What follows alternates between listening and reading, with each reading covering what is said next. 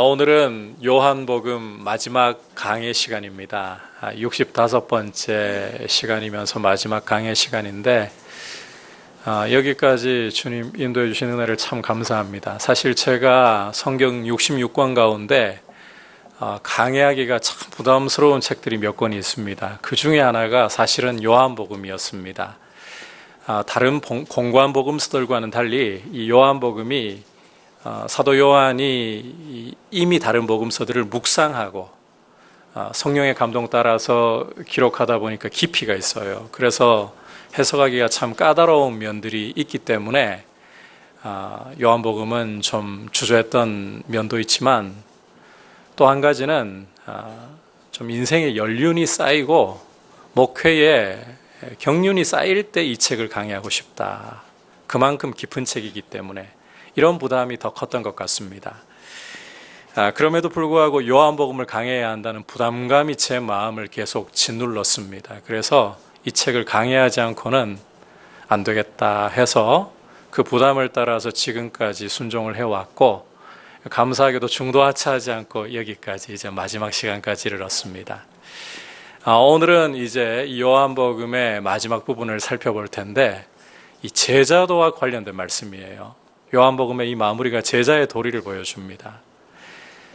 베드로가 이전까지 어떠한 삶을 살아왔고 앞으로 또 어떤 삶을 살아가게 될 건지 주님께서 말씀을 하시는데 그 속에 제자의 도리가 담겨 있고 또 이 베드로가 예수님이 사랑하시는 제자 요한의 미래에 대해서도 묻거든요. 이것을 주님이 답변해 주시면서 하시는 말씀에도 이 제자의 도리가 담겨 있습니다. 이제 함께 말씀에 귀를 기울이면서 우리가 제자의 길이란 어떠한 것인가 주님의 음성에 함께 귀를 기울이려고 합니다.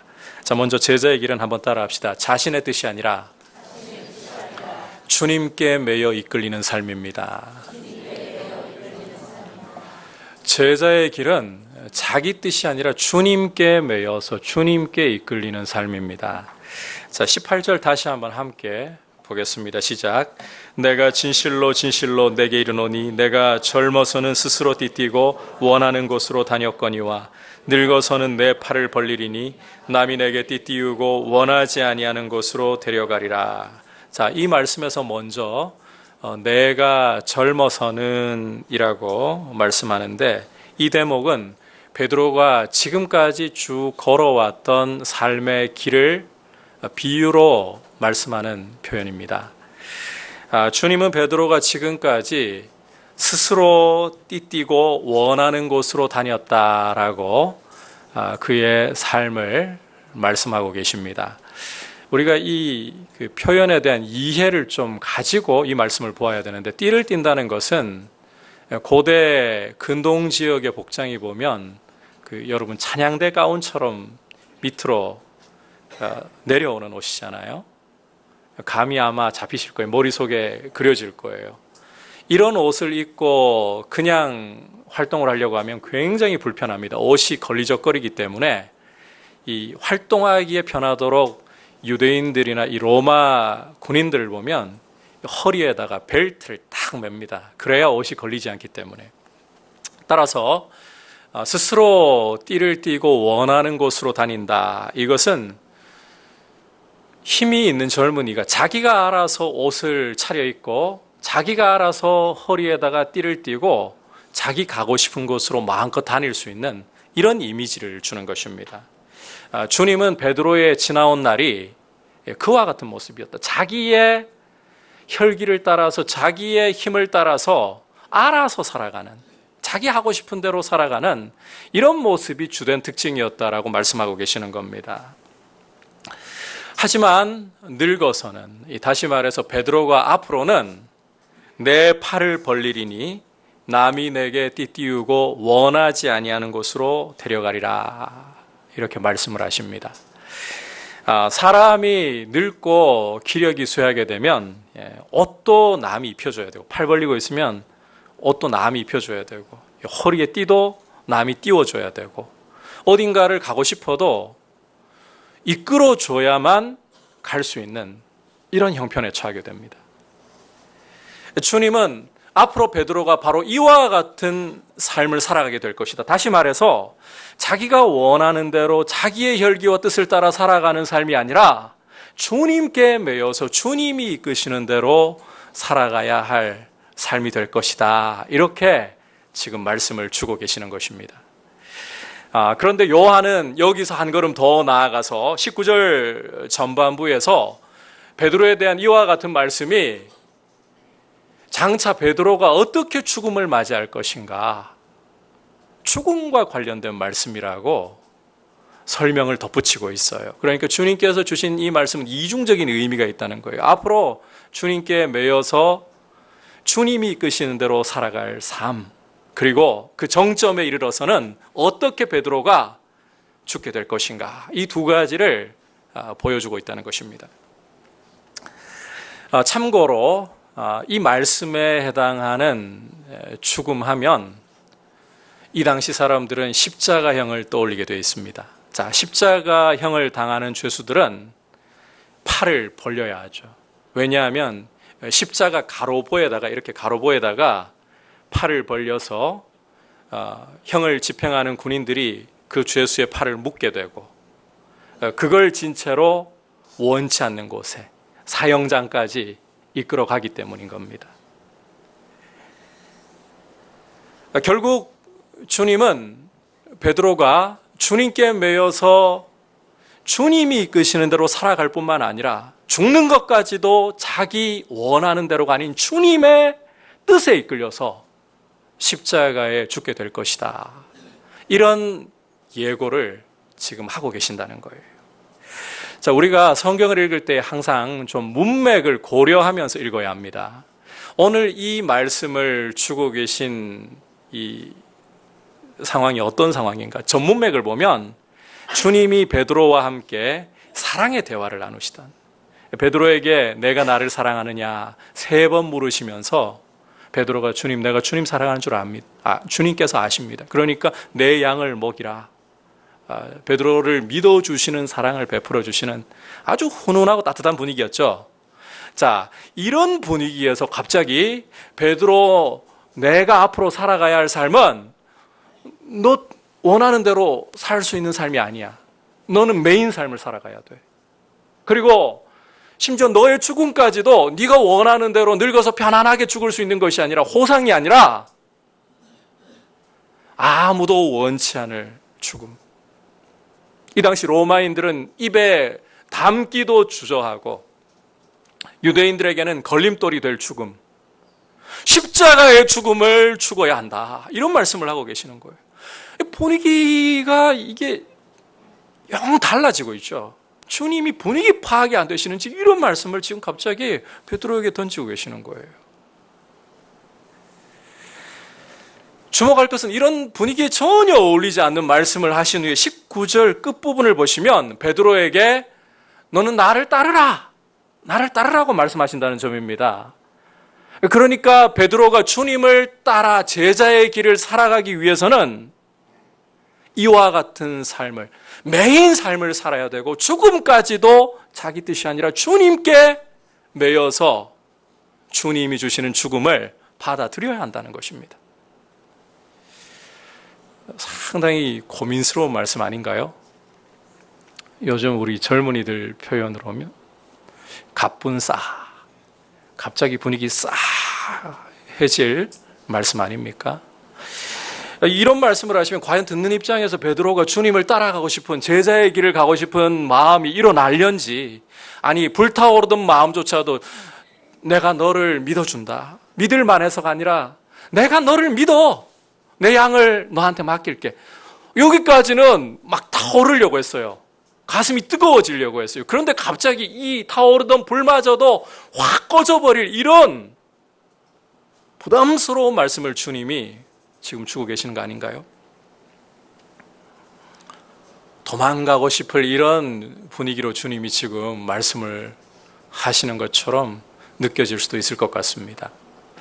자, 그런데 이와 같은 굉장히 불편해지는 말씀에 대해서 요한이 어떤 해설을 곁들이고 있느냐, 이 부분을 우리가 좀 주목을 해야 됩니다. 이 부분 굉장히 중요합니다. 19절 여러분께서 다시 돌아와서 후반부를 보시면 요한은 베드로가 이처럼 주님께 매여 살고 그 정점에서 십자가의 죽임을 당하는 일이 어떤 결과를 가져온다라고 설명을 더하고 있습니까? 하나님께 영광을 돌리는 일이 된다. 베드로, 네가 내게 매여 삶을 살아가고 너의 혈기와 너의 뜻대로 하고 싶은 대로 사는 것이 아니라 나한테 매여서 살아가고 죽는 것까지도 내게 매여서 내가 주는 죽음을 맞이할 때에 너는 이것으로 하나님께 영광을 돌리게 된다. 요한의 이 설명이 참 중요합니다. 저는 이 시점에서 여러분께 질문을 하나 좀 드리고 싶습니다. 솔직히 제자의 길을 간다는 것, 주님을 따른다는 것은 내가 하고 싶은 대로 못합니다. 내 뜻과 내 혈기를 십자가에 다 못 박아버리고 주님께 매여가지고 주님이 원하시는 뜻대로 한 걸음 한 걸음, 때로는 좋은 직장을 얻었는데 주의를 잘 지키기 위해서 이 직장도 주님 나는 포기해야 되는 겁니까? 정령 포기해야 되는 겁니까? 남들보다 돈을 더 벌 수 있는 좋은 기회가 왔는데 주님이 별로 기뻐하시지 않을 일이에요. 거짓말을 밥 먹듯이 해야 돼요. 정녕 이런 돈 벌 수 있는 기회를 포기해야 되는 겁니까? 여러분, 이런 길이 매력적으로 보이십니까?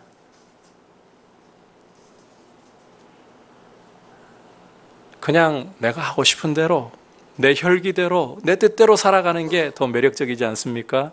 여러분께는 뭐가 정말 옳은 선택으로 보이십니까?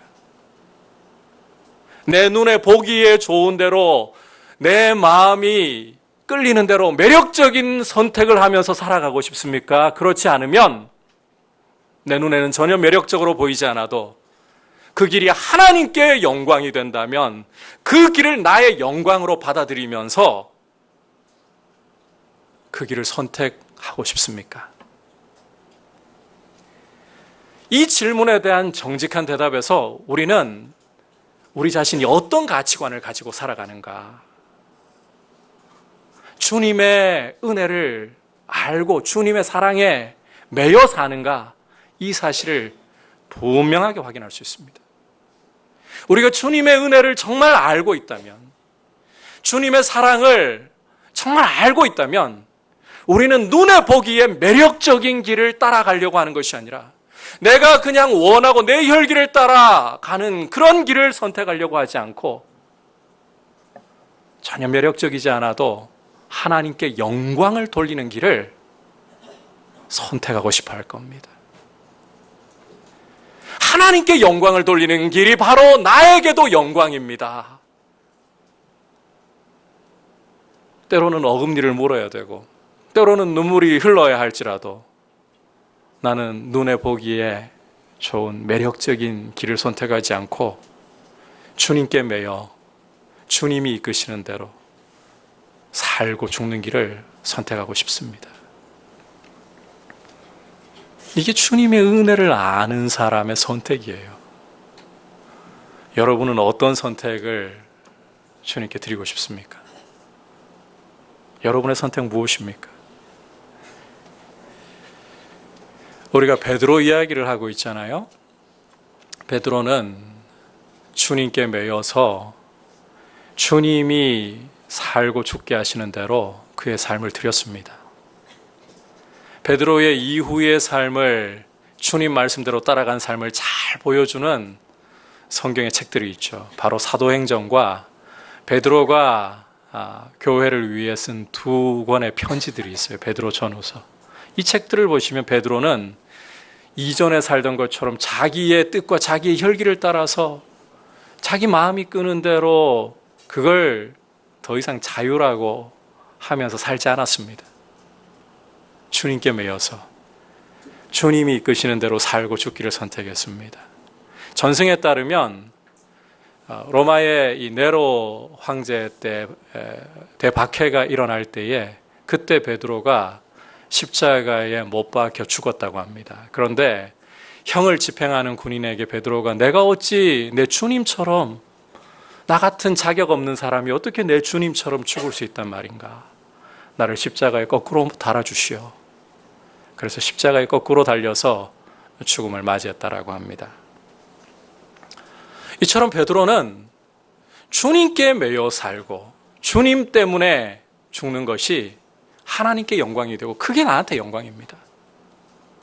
내 뜻과 내 혈기를 부릴 수 없어도 주님께 매여 살 수 있다면 이제는 이것이 나의 영광입니다. 하나님께 영광이 된다면 이것이 나의 영광입니다. 이게 베드로의 길이었습니다.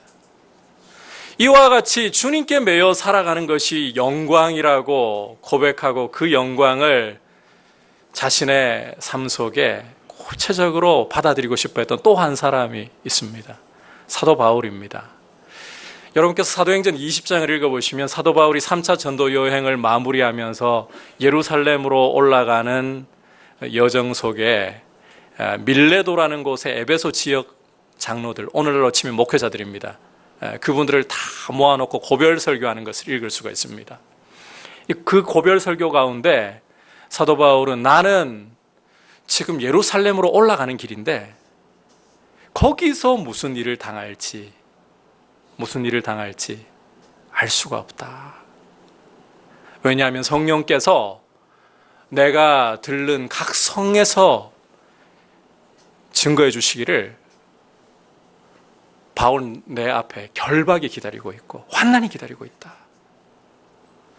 바울이 이전 그 성을 방문할 때마다 거기 있는 제자들을 통해, 선지자들을 통해 사도 바울이 결박당한다고 계속해서 성령께서 밝혀주시는 거예요. 환난을 당한다고 계속해서 밝혀주시는 거예요. 자, 여러분, 이렇게 예루살렘에 올라가서 결박을 당하고 환난 당할 것을 분명히 알고 있습니다. 그것도 성령께서 계속해서 예고해 주시는 거니까, 밝히 예고해 주시는 거니까 이건 틀림없는 사실이에요. 그렇다면 예루살렘으로 올라가지 않는 게 상책 아니겠습니까? 누가 가르쳐 주신 것인데요? 성령께서 가르쳐 주신 것인데. 우리라면 이 해석을 어떻게 하겠습니까? 아, 나보고 예루살렘 올라가지 말라고 하시는구나. 그렇게 해석하고 싶지 않겠어요? 그런데 사도 바울은 나는 예루살렘에 올라가지 않을 수가 없다. 나는 이 길로 반드시 올라가야만 된다.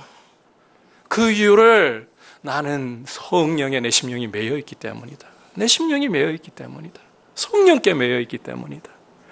그러면서 심지어 이렇게까지 고백을 합니다. 사도행전 20장 24절 우리 함께 읽어보겠습니다. 시작. 내가 달려갈 길과 주 예수께 받은 사명 곧 하나님의 은혜의 복음을 증언하는 일을 마치려 하면은 나의 생명조차 조금도 귀한 것으로 여기지 아니하노라. 주님께서 나한테 맡기신 사명을, 은혜의 복음 전하는 일을 마치려 하면은 나의 생명도 나는 조금도 아끼고 싶지 않다. 성령께 매여서 결박이 기다려도, 환난이 기다려도, 마치 이렇게 말씀하시는 거예요. 성령께서 바울아, 내 앞에 결박이 기다리는 거 나는 숨기지 않는다. 내 앞에 있을 환난 내가 숨기지 않는다. 너는 환난 당할 거야. 그럼에도 불구하고 너는 내가 원하는 길로 나한테 매여서 예루살렘으로 올라가 주겠니? 바울은 성령께서 이렇게 부르시는 음성에 거절할 수 없는 거예요. 성령께 그 마음이 매여 있는 거예요. 그게 영광인 거예요. 하나님이 영광을 받으시는 길이라면 그게 나의 영광입니다. 그게 나의 영광입니다. 이처럼 주님의 은혜를 알고 주님의 사랑을 맛본 사람은 내 뜻대로, 내 혈기대로, 내가 알아서 원하는 대로 살아가는 삶이 영광이 아니라 주님께 매여서 주님이 이끄시는 대로 살아가는 것이, 심지어 나의 죽음도 주님이 이끄시는 대로 맞이하는 것이 내게 영광입니다. 그리고 이렇게 주님께 매여서 이끌림 받는 사람을 보면 도전을 받아요. 세상에 저렇게 생고생이라는 생고생은 다 하면서 왜 선교사로 저 지역에 가?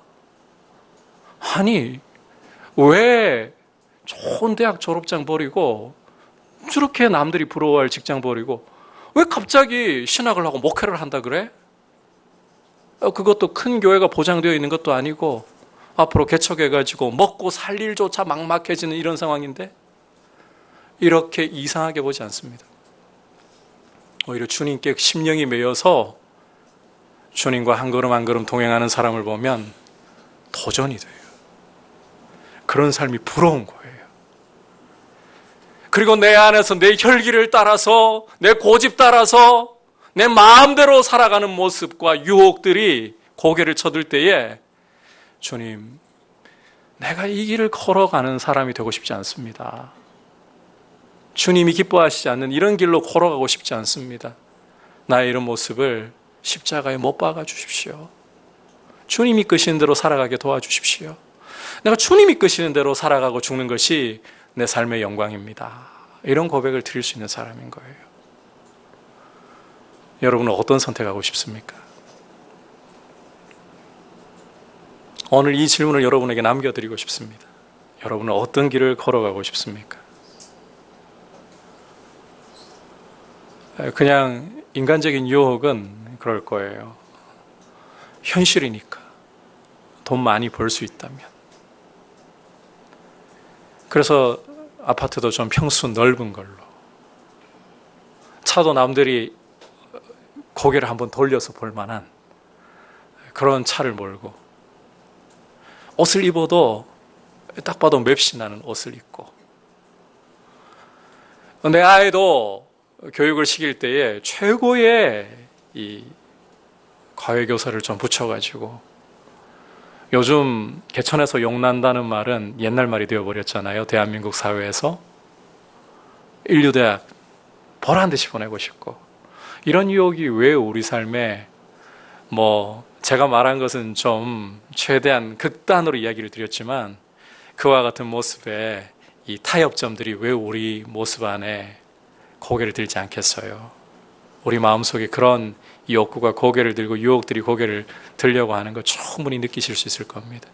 그럼에도 불구하고 주님, 저는 이런 삶을 살기보다 주님이 나를 이끄시는 대로 살고 싶습니다. 주의 말씀이 나를 이끄는 대로 나는 따라 살고 싶습니다.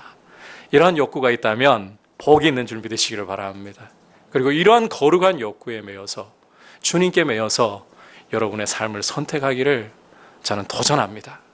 여러분의 선택은 어떠하십니까? 이제 두 번째로 제자의 길 한번 따라합시다. 비교가 아니라 주신 분량대로 살아가는 것입니다. 제자의 길이라는 것은 비교하고 경쟁하면서 살아가는 것이 아니라 내게 주신 믿음의 분량대로 충성하며 살아가는 길입니다. 계속해서 20절과 21절 말씀을 보시면 주님이 베드로에게 나를 따르라 하실 때 베드로가 시선을 돌려서 한 사람을 보는 것을 읽을 수가 있습니다. 그 사람이 누구인가? 예수께서 사랑하시는 제자. 최후 만찬 자리에서 예수님 품에 기대해가지고 주님을 파는 자가 도대체 누굽니까? 이렇게 묻던 사람. 누구이죠? 요한이에요. 자, 요한이 의식이 되는 거예요. 베드로는 주님이 나를 따르라 하시니까 요한에게 시선이 쏠리는 거예요. 요한이 어떤 사람이기 때문에 요한이 일부러 자기에 대한 설명을 아주 구체적으로 지금 기록을 하고 있잖아요. 예수께서 사랑하시는 제자. 심지어 최후 만찬 자리 어디 있었다고요? 예수님 품에 기대어 있었던 사람.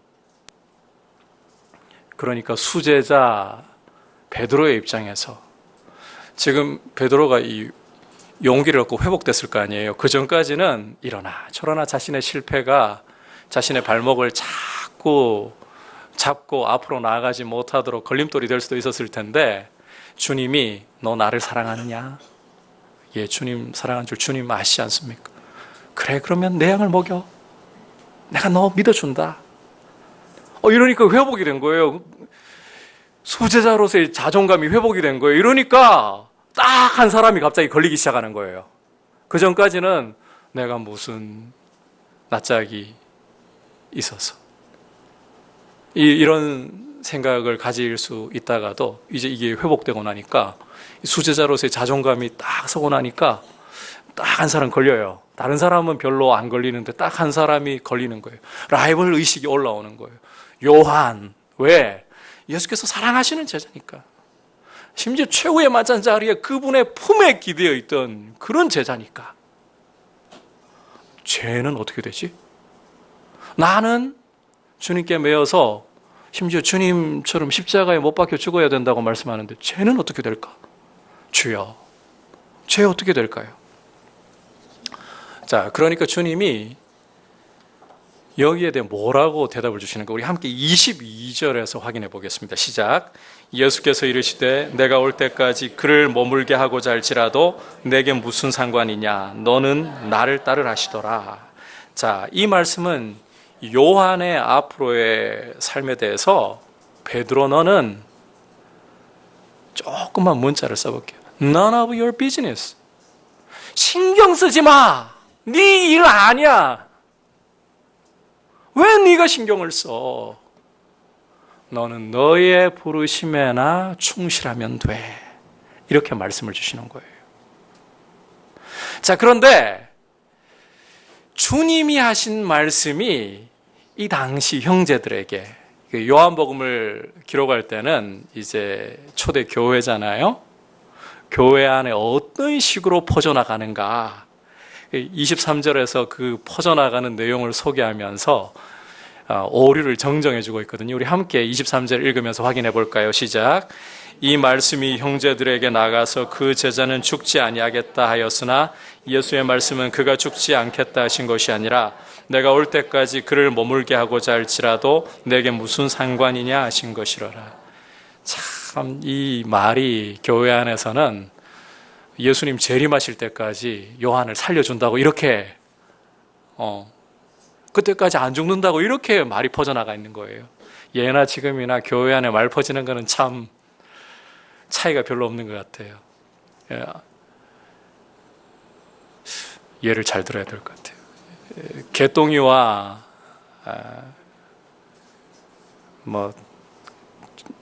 이름이 너무 좀 똥순이가 서로 사귄대요. 이렇게 말이 시작되었어요. 실제 그냥 사귀는 거고, 그런데 한 사람 건너 또 한 사람 건너 한 바퀴 돌아올 때 이미 개똥이와 똥순이는 결혼을 했어요. 심지어 아기를 임신했다고까지 말이 퍼져요. 초대 교회도 이런 말로부터의 자유가 없는 것 같아요. 자, 그런데 주님이 말씀하신 의도는 재림하실 때까지 요한을 내가 살려두겠다 이렇게 말씀하신 게 아니에요. 내가 설령 요한을 재림 때까지 살려두겠다고 한들 베드로 네가 왜 상관이냐? 그건 너하고 상관없는 일이야. 너는 너의 부르심에 충성하면 되는 거야. 이 말씀하신 거라고 분명히 요한이 강조를 하고 있죠. 이걸 통해서 요한은 제자의 도리가 무엇인가를 아주 선명하게 보여주고 있어요. 제자는 결코 비교와 경쟁으로 자기의 길을 걸어가는 사람이 아니어야 한다는 것입니다. 자신에게 주신 자리에서 자기가 주님께로부터 받은 믿음의 분량을 따라서 그것에 대해서 충성을 하는 모습으로, 최선을 다하는 모습으로 살아가는 것이 제자의 도리이다. 바로 이 말씀을 하는 거예요. 자, 그런데 이 사람 마음이라는 게 참 교만하고 어리석고 간사하기 이를 데가 없습니다. 우리 조상 아담이 죄를 짓고 난 후부터 이 인류 가운데 죄가 군림하기 시작하면서 사람 마음속에는 비교와 경쟁이 들어와 가지고 사라진 적이 없어요. 이 비교와 경쟁은 어디까지 파고들었는가 하면 가장 서로를 아껴주고 사랑하고 보듬어 주어야 할 부부 관계까지 들어왔습니다. 아담과 하와가 죄를 짓고 난 후에 하나님께서 이 죄에 대해서 심판을 창세기 3장에서 선고하시는 것을 읽을 수가 있는데, 여자에 대해서 심판을 선고하시면서 하나님께서 이런 말씀을 하셨습니다. 그 부분만 좀 떼어서 보면, 너는, 하와를 가리켜요. 너는 남편을 원하고 남편은 너를 다스릴 것이니라. 이전 번역에서는 너는 남편을 사모하고 남편은 너를 다스릴 것이니라. 좀 이상하죠? 이게 왜 저주이지? 이게 왜 심판에 대한 선고이지? 왜냐하면 아내가 남편을 원하고 사모한다. 이게 문제가 있나요? 사랑하는 부부 사이에서 아내가 남편을 사모하는 거 좋은 일 아닌가요? 갑자기 왜 예전 TV 프로그램이 생각이 날까요? 할아버지 할머니께서 퀴즈에 나오셔가지고 할아버지가 이런 질문을 던지셨어요. 당신하고 나 사이 네 자로 천생연분이 답이거든요. 그런데 할머니께서 뭐라고 답을 하셨는가? 평생 왼수. 왜 갑자기 이게 떠오르죠? 여러분, 아내가 남편을 사모하는 게 이게 뭐 비정상적인 일인가요? 지극히 정상 아닙니까? 그리고 창조의 질서를 한번 생각을 해보세요. 하나님이 남자를 먼저 만드시고 그 다음에 여자를 만드셨잖아요. 그러니까 창조의 질서를 따라서 남편이 아내를 다스린다. 별로 크게 어색할 것도 없어 보이는데 이게 심판에 대한 말씀이다. 이상하잖아요. 자, 그런데 원문을 보면 이게 우리말의 좀 한계예요. 번역의 좀 한계인데 최대한 충실하게 번역하려고 하다 보니까 진짜 의미를 못 살렸어요. 원문의 의미는 아내가 남편의 자리를 차지하기 위해 그 자리를 사모한다는 겁니다. 그러니까 남편은 네가 감히 내 자리를 차지하려고 아내를 짓눌러 버린다는 거예요. 이런 뜻이에요. 가장 사랑해야 할, 심지어 부모도 끼어들 수 없는 부부 관계를, 세상에서 가장 끈끈한 관계를 죄가 들어올 때 비교, 경쟁이 비집고 들어온 겁니다. 그래서 우리는 흔히 이런 마음을 심지어 우리 안에서, 우리 주변에서 보게 됩니다. 저 자리는 내가 차지해야 돼. 왜 저 사람이 꿰차고 있을까? 표현이 이렇게 정확히 안 해도요, 시기가 일어나는 거예요. 질투가 일어나는 거예요.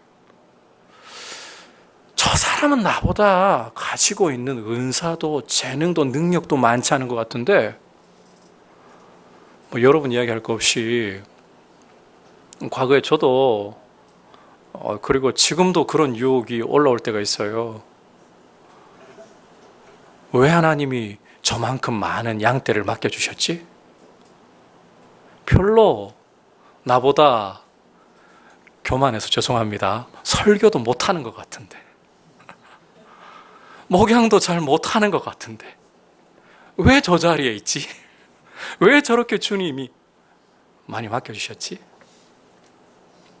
고개를 드는 이야기예요. 할 수만 있으면 끌어내리고 싶어 합니다. 시기하고 질투하고 부러워합니다.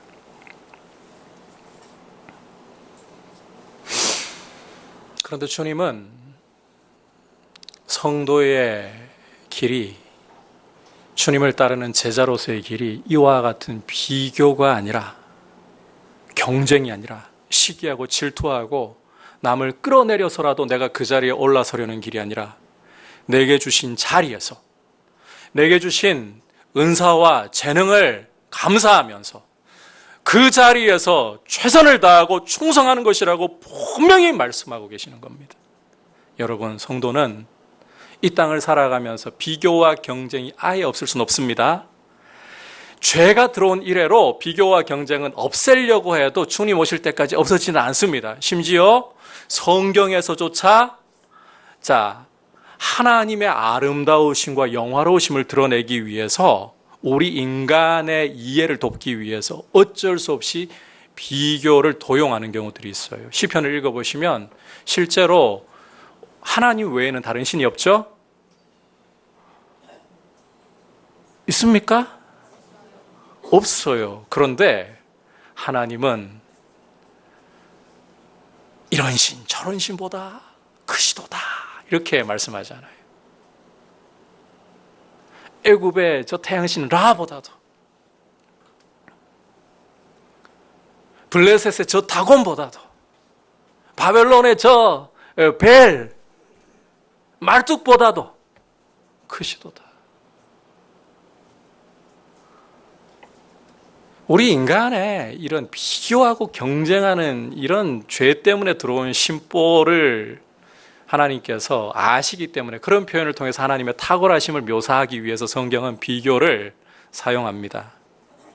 그런데 성도가 살아가는 삶의 도리에서는 비교와 경쟁이 아니라고 말씀하십니다.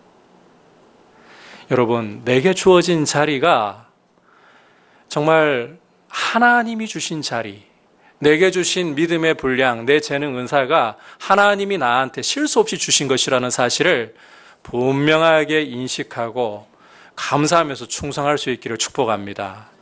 그렇지 않고 끊임없이 시기 질투하면서 끌어내리고 밟고 올라서려고 하는 이런 태도는 좀 불쾌하실지 모르겠습니다만 이건 여러분께만 아니라 저에게도 해당하는 이야기니까 다윈이 말한 것처럼, 찰스 다윈이 말한 것처럼 적자생존이에요. 적합한 자가 살아남는다. 적자생존이에요. 진화론이에요. 우리가 진화론 안 믿는다고 해도 진화론적 사고를 갖고 대하는 거예요. 그리고 더 심하게는 하나님 당신이 실수하셨습니다. 이런 말을 하는 거예요. 물론 그렇게 외치지 않겠죠. 그런데 왜 내가 이따위 자리에 있어야 되고 하나님 저 사람은 저런 빛나 보이는 자리에 있어야 되고 내가 재능이 더 있어 보이는데요. 내가 뭐가 모자라는데요.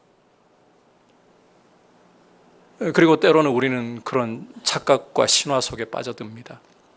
나한테 탑 리더십의 자리가 주어지기만 한다면 나는 이렇게도 이 조직을 이끌어가보고 저렇게도 이끌어가보고 지금 저 사장님보다 저 리더보다 훨씬 잘할 수 있을 텐데. 이 신화예요. 착각이에요. 있는 자리에서 하나님은 실수가 없으십니다. 하나님은 우리를 너무나도 잘 알고 계십니다. 있는 자리에서 내게 주신 은사와 재능을 가지고서 묵묵히 주님의 능하신 손 아래서 겸손히 충성할 수 있기를 축복합니다. 이것이 제자의 도리입니다. 여러분, 이렇게 살아가는 것은 결코 손해보는 미치는 장사가 아닙니다. 다윗, 제가 여러분들께 이 사람은 귀에 딱지가 않도록, 여러분 귀에 딱지가 않도록 좀 강조하고 싶은 사람이에요. 다윗에 대해서 한 번씩 이야기를 드리잖아요. 다윗은 이웃 사람들은 고사하고 자기 아버지조차 주목하지 않았던 사람입니다. 8형제 중에 막내로 태어나가지고 고대의 8째 막내 별로 주목 안 해요. 그러니까 일을 맡겨도 허드렛 일을 맡겨요. 당시에 제일 천하게 여기는 목장에서 양꽁무니를 쫓아다니고 있어야 돼요. 그러면 이 다윗이라는 사람이 과연 이 목장에서 아무도 주목하지 않고 심지어 아버지도 주목하지 않는 그 자리에서 내 신세가 왜 이 모양일까? 나는 왜 이렇게 양꽁무니나 쫓아다니고 있어야 돼? 내가 시대를 타고나도 한참 잘못 타고났지. 나 시도 잘 적고 노래도 잘하는데 2019년도에 태어났더라면 BTS보다 더 뛰어난 아이돌이 될 수 있었을 텐데. 웃지도 않으시네. 그렇게 신세 한탄했다고 생각을 해보세요. 과연 다윗이 될 수 있었겠는가? 다윗은 그런 불평도 없어요. 없어서 없었을까? 아니라고 생각합니다. 그 자리가 하나님이 맡겨주지 않으시면 모든 만물을 다스리는 하나님은 실수가 없으시니까 나한테 주셨으니까 나는 그 자리에 최선을 다하는 거야. 그리고 심지어 곰이 나타나고 사자가 나타나는데도 여느 목자들 같으면 자기 살기 바빠서 도망가 버렸을 거예요. 이렇게 변명을 대면서 내가 살아야 다음에 남아있는 양떼라도 잘 돌볼 거 아니야. 아니겠습니까? 그런 변명 안 되겠습니까? 그런데 다윗은 곰을 쫓아가고 사자를 쫓아가서 수염을 붙잡고 쳐서 그 입에서 양떼를 건져내었습니다. 목숨 걸고 충성하는 거예요. 누가 주신 자리니까? 하나님 주신 자리니까. 하나님은 실수가 없는 분이니까. 주신 자리에 충성하는 거예요. 그런데 하나님의 눈은 이 사람에게 있습니다. 아무도 주목하지 않아도 우리 청년들 지잡대라는 표현을 버리세요. 지방 이름도 없는 알아주지도 않는 대학 졸업해가지고 앞으로 내 인생길 어떻게 될지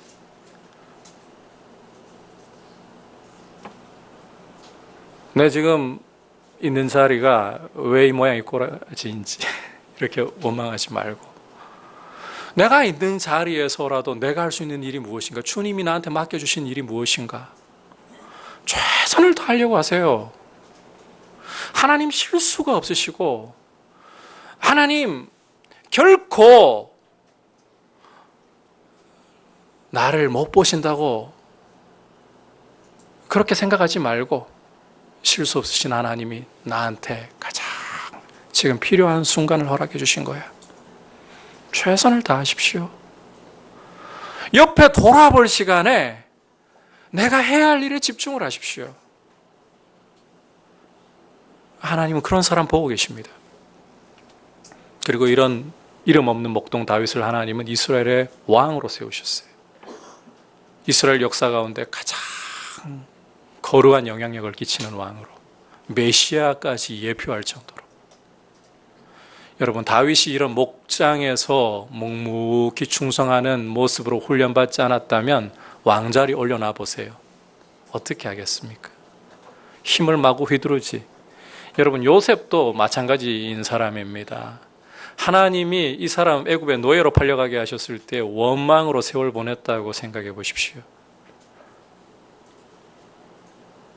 신세 한탄 다윗보다 더 많이 할 사람이에요.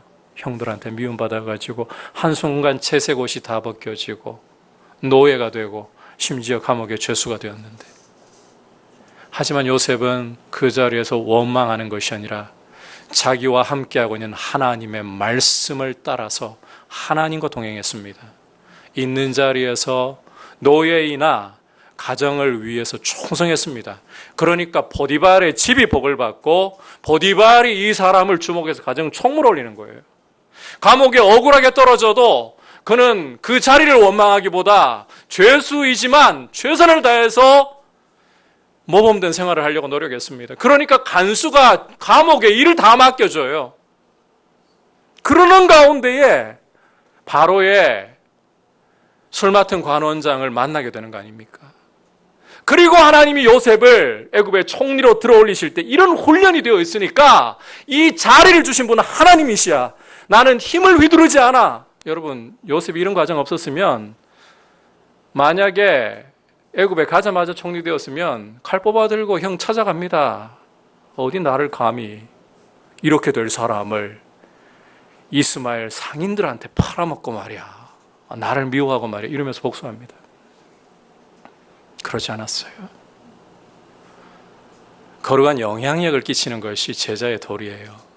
여러분 있는 자리에서 내 있는 주변의 사람들에게 그리스도인으로 살아가면서 영향력을 끼치는 게 리더십의 시작이에요. 그리고 이러한 삶을 살아가는 것이 하나님이 기뻐하실 제자의 삶의 본격적인 시작입니다. 여러분, 그렇게 주님 앞에 충성할 수 있는 사람들 되시길 축복합니다. 오늘 이 요한복음 강해를 마무리를 지으면서 이 요한복음의 마지막 부분이 제자의 도리를 보여주고 있다는 것을 함께 보았습니다. 베드로의 이전과 앞으로의 삶의 길을 주님 말씀하시면서 제자는 어떤 삶을 살아가야 하는가, 또 요한의 앞날에 대해 묻는 베드로의 질문에 답하시면서 제자는 어떤 삶을 살아가야 되는가. 첫 번째로는 내 혈기와 뜻에 매이지 않고 주님의 뜻에 매여 살고 죽는 것이 제자입니다. 두 번째로는 비교하고 경쟁하는 것이 아니라 내가 있는 자리에서 실수하지 않으시는 하나님이 나에게 이 자리를 맡겨주셨다. 내가 가지고 있는 재능과 은사 주님이 나의 믿음의 분량에 맡겨주셨다. 충성하는 것입니다. 이러한 겸손한 모습으로 하나님 앞에 있을 때 하나님이 때가 되면 여러분을 높이실 줄 믿습니다. 이 은혜에 의지하고 묵묵히 제자의 길 걸어가시길 축복합니다. 함께 말씀을 생각하면서 찬송가 457장 고백드리겠습니다.